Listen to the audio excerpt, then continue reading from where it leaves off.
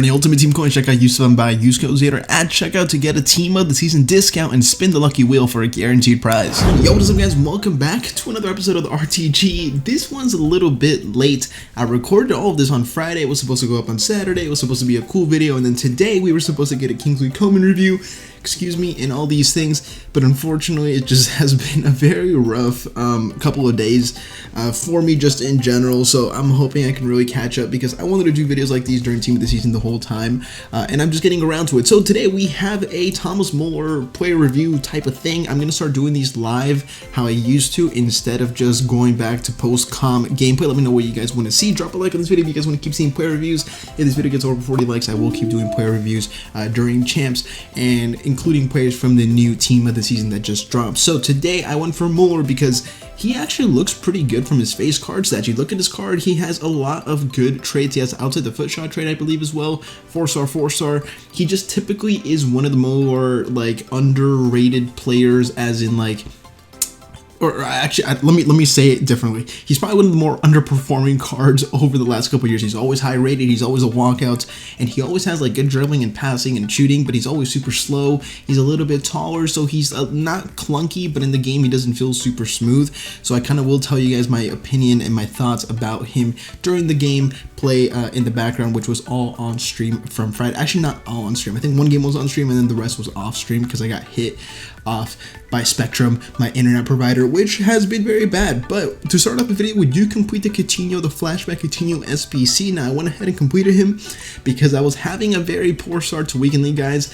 Let me know in the comment section how you feel about this Bundesliga Team of the Season weekend, because for me it has been the sweatiest Weekend League so far, even more than like all the weekend leagues leading up to now for Team of the Season, like the Premier League, the Community, the La Liga. All of those were fine and they weren't that bad. I went 17-5 last weekend, which is probably my best finish, as in like I hit what I wanted to hit with the least amount of losses possible. So in 22 games I hit 17 wins, which I was very happy with.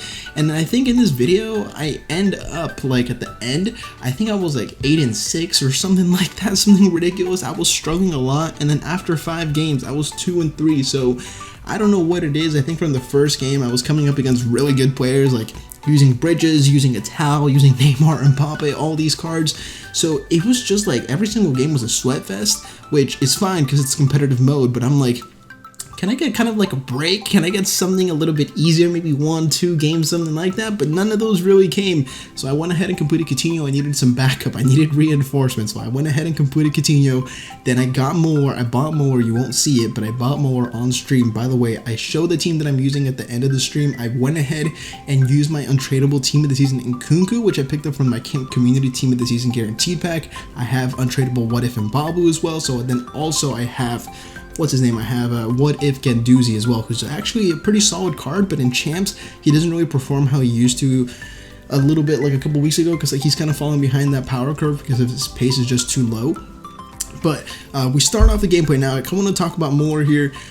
You will see him, but by the way, look at my reaction here because what's it called? I had one. He had one shot on target and he was winning 1-0, so I was very upset. But as I was saying, Muller, what do I want to say about him? I think he's a good card. I think he's a very, very good card, but he's not going to be an elite forward that gets you the goals that you need in crucial moments. And the reason I say that is because, as you will see, he can smack the ball into the back of the net. He can hit the finesse shots. He can hit the long shots, all these things.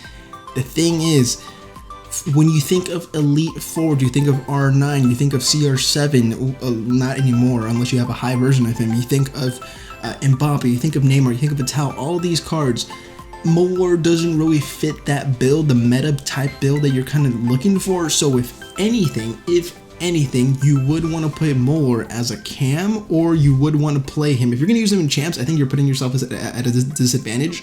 But if you use him in rivals or something more casual that's not champs, maybe only your first 5 games, maybe your first 10 games, I think he could do a solid job. He's very good off corners. He has 99 jumping, 99 heading accuracy. He wins the headers as well. He finishes all his chances as well. I don't think he's going to miss ever on either foot. It's like he has a 5-star weak foot as well. He's very good in that sense. The problem with me that comes with Muller is problems that I had with Isak, problems that I had with Sar, and these are personal problems Maybe the way I play. Maybe it's the way I play. I'm not too sure. But from my personal experience, I think with Muller and in champs, you can't use someone like Muller because his touches, his kind of like just body type is so, it's so much bigger than agile players, of course, like compared to someone like Messi and someone like Coutinho.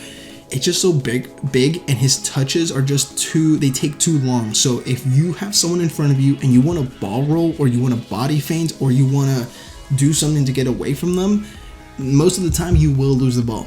And to me, that is a problem. Like, for example, if I have Messi, if I have Coutinho, and I have someone coming on against me, I can step to the side and then I can get past them, get some space, get the pass off, try and beat them, whatever. With Muller, someone like Muller, someone with Isak, you can't really do that. You can't be dribbling with these guys, and that might, excuse me, that might seem like common sense, but at this stage in the game, you need players that can kind of do it all. So I think Muller's positives are very, very good, but it's not to the point where I would say go out and buy this card right away. One problem also that I did have with him was his pace didn't feel like 90, and once again, that goes back to the stature, the height, the body type, all these things.